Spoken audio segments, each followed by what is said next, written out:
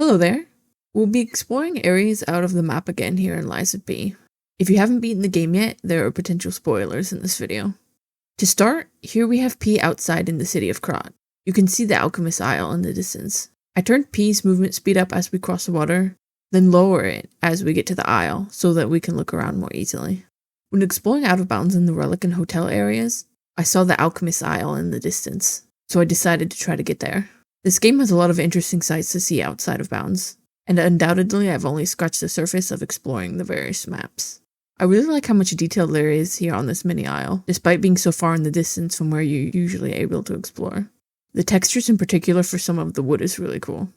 I cut out a bit of footage here because I wanted to see if the bridge here had collision, and understandably it did not, so we continue our flying around. The arches here just have a remarkable amount of detail. I particularly like the details for this little overlook here as well. Most players will only view this area from such a far distance, so it's interesting to see they've even added some low poly models here as well. There are so many different aspects of game development that players really never get to see firsthand. There's so much work, so much detail. In my first recording I actually let P fall down the hole here in the middle, but again there isn't collision or anything.